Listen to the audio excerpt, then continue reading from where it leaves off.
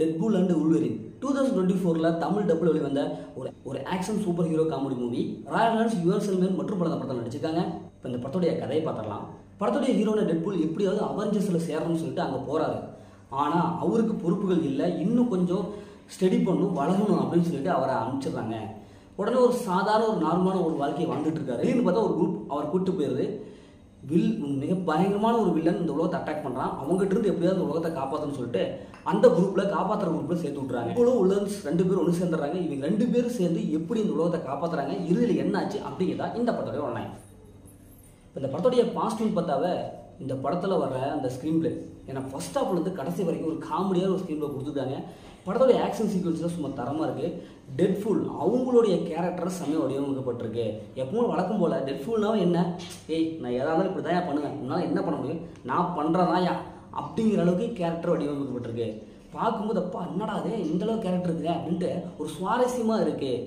இவர் பண்ணுறது தான் அப்படின்ட்டு இவர் படத்தில் பண்ணுற அந்த சேட்டைகள் அப்படின்ட்டு சண்டை டயலாக் ஆகட்டும் இப்படி எல்லாமே வந்து சூப்பரான ஒரு எழுதி எடுத்துருக்காங்க. அதனால் படம் பார்க்கறதுக்கு ஒரு இன்ட்ரெஸ்ட்டாக இருக்குது.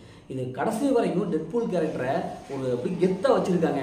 அவருடைய டயலாக்லாம் என்னையா இது இப்படிலாம் டயலாக் வச்சுக்கிறாங்க அப்படின்னு சொல்லிட்டு எல்லாத்தையும் போட்டு இறக்கி இருப்பார். அந்தளவுக்கு இவருடைய டயலாக் சூப்பராக இருக்கும். விஎஃப்எக்ஸ் ஒர்க்லாம் செம்மையாக இருக்குது. அதேமாதிரி படத்தோடைய மியூசிக் செம்மையாக இருக்குது. சினிமோட்டோகிராஃபிக் பயங்கரமாக விஷுவலை கொடுத்துருக்காங்க. அதெல்லாம் குறைய சொல்ல முடியாது. ஏன்னா மார்வெல்ஸ்னாவே உங்களுக்கு தெரியும், ஏன்னா அந்தளவுக்கு ஒரு தரமான ஒரு விஎஃப்எக்ஸை கொடுப்பாங்க.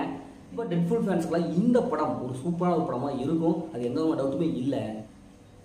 அந்த படத்தோடைய மைனஸ்ன்னு பார்த்தாவே ஸ்டோரி தாங்க. ஏன்னா பார்த்து பழகப்பட்ட அதே ஸ்டோரி தான்.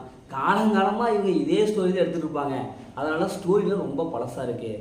நிறைய சீன்ஸில் கொஞ்சம் ப்ரிடிக்டபிளாக இருக்குது. அதே மாதிரி டைலாக்லாம் அந்த அளவுக்கு ரொம்ப பேட் வேர்ட்ஸ், ரொம்ப கெட்ட வார்த்தை பயங்கரமாக பேசிக்கிறாங்க. ஏதோ ஓரளவுக்கு ரசிக்கிற மாதிரி இருக்குது. ஆனால் ஃபேமிலியோட பார்க்கணும்னா கண்டிப்பாக ஃபேமிலியோட பார்க்க முடியாது. குறிப்பாக குழந்தைங்களாம் எப்படிப்பா பார்ப்பாங்க, இது மாதிரி டைலாக்லாம் இருந்ததுன்னா எப்படி பார்ப்பாங்க, அந்தளவுக்கு தான் இருக்குது.